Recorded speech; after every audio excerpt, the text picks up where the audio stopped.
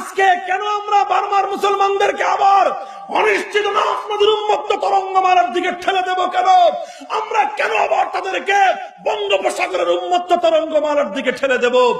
আমরা তাদেরকে আশ্রয় দিতে চাই, শুধু আশ্রয় দিয়ে দায়িত্ব ক্ষান্ত হতে পারে না। হাজার বছরের আদিবাসী আরাকানের রোহিঙ্গা মুসলমানেরা প্রায় 1200 বছর ধরে আজ তারা সেখানে আছে। 1300 বছর ধরে আজকে তারা সেখানে বসবাস করতেছে। 1300 বছরের আদিবাসী একটি জাতিকে তাদের পূর্বপুরুষদের ভিটেমাটি থেকে উৎখাত করা হবে, আর তার পার্শ্ববর্তী বিশাল সামরিক শক্তিতে বলিয়ান আমার বাংলাদেশ চুপ করে বসে থাকবে? বাংলাদেশের জন্য এর চেয়ে অবমাননা করার কিছুই হতে পারে না। কাজে আমাদের দাবি হলো এই, আরাকানের রোহিঙ্গা মুসলমানদেরকে আশ্রয় দেন। আশ্রয় দিয়েই সীমাবদ্ধ নয়, তাদের স্বাধীনতা যুদ্ধের জন্য তাদের কাছে তাদের প্রতি সাহায্যের হাত প্রসারিত করে দিন। বার্মার মুসলমানরা হয় আরাকানকে স্বাধীন করবে, আর যদি স্বাধীনতা দিতে না চায়, প্রয়োজনে আরাকানের 1300 বছরের মুসলিম জনবসতিকে রক্ষা করবার জন্য বাংলাদেশ আরাকানকে দখল করতে চায়।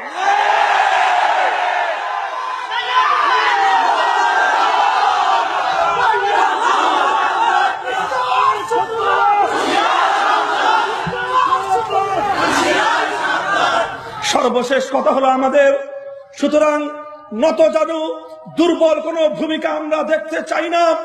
আমরা আমাদের প্রধানমন্ত্রীকে সর্ব জায়গায় একজন সিংহ মানবী হিসেবে আমরা দেখতে পাই। আমেরিকাকেও পরোয়া করেন না, ইউরোপকেও পরোয়া করেন না।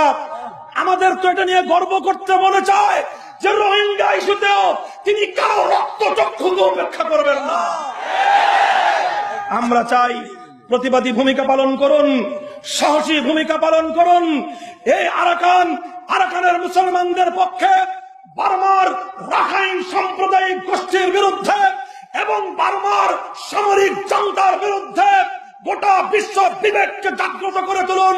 ওআইসিতে বিচার দায়ের করে মুসলমানদেরকে নিয়ে ময়দানে নামুন, জাতিসংঘকে বাধ্য করুন এবং বাধ্য করে বার্মার সামরিক এই স্বৈরাচারী শক্তির বিরুদ্ধে বিশ্বব্যাপী অর্থনৈতিক অবরোধ আরোপ করুন।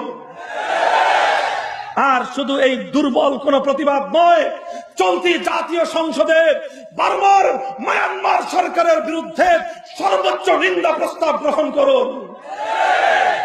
আমরা সীমান্তকে মর্যাদা দিতে চাই।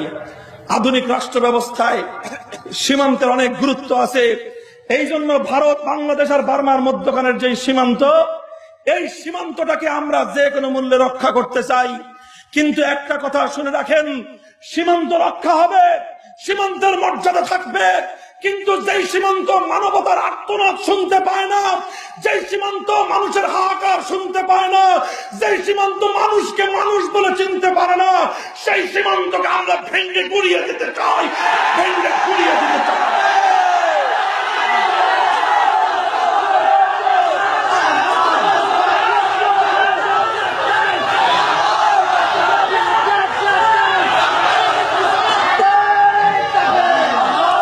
মুহতারাম হাজিরিন, আজকের বার্মার নির্যাতনের প্রেক্ষিতে বাংলাদেশের উলামায়ে কেরাম ইতিমধ্যে ফতোয়া জারি করেছেন।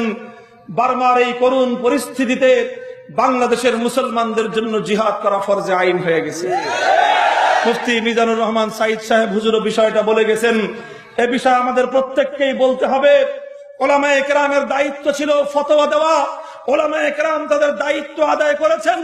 উলামায়ে কেরামের ফতোয়ার এই বাস্তবায়ন করার দায়িত্ব হলো রাষ্ট্র এবং সরকারের। আমরা সরকারের কাছে তাই জোর দাবি জানাতে চাই, আমাদের কাছে দেশপ্রেমিক শক্তিশালী সেনাবাহিনী আছে, কথা ঠিক না বেঠিক? আমাদের সেনাবাহিনী পৃথিবীতে গৌরবোজ্জ্বল অবদান রেখে চলেছে। পৃথিবীর যেখানেই অশান্তি সেখানেই বাংলাদেশের সেনাবাহিনী। সুদূর আফ্রিকার কঙ্গোতে শান্তির জন্য বাংলাদেশের সেনাবাহিনী, সুদূর মধ্যপ্রাচ্যে অশান্তি দমনের জন্য বাংলাদেশের সেনাবাহিনী। সারা দুনিয়াতে অশান্তি দমন করে শান্তি কায়েম করেন। আর দেশের বারান্দায়, দেশের দুয়ারে, দেশের সীমান্তে মানবতার আত্মহাহাকার শোনা যায়। সেখানে যদি আমরা শান্তি কায়েম করতে ছুটে না যাই, আমার দেশপ্রেমিক সাহসী বীর পুরুষ সেনাবাহিনীর জন্য এবং বাংলাদেশের জন্য এটা চরম অবমাননা এবং লজ্জার বিষয় হয়ে দাঁড়াবে। এই জন্য বিশ্ব শক্তিকে নিয়ে ময়দানে নামেন। কেউ যদি আপনার ডাকে সাড়া না দেয়, আল্লাহর উপর ভরসা করে আমার বাংলাদেশ এগিয়ে যাও। বাংলাদেশের সেনাবাহিনীকে নিয়ে আমাদের সরকার প্রধান উলামায়ে কেরামের পক্ষ থেকে জিহাদের ফতোয়া বাস্তবায়ন করবার জন্য সরাসরি সামরিক হস্তক্ষেপ, যুদ্ধের ঘোষণা চাই, যুদ্ধের ঘোষণা চাই।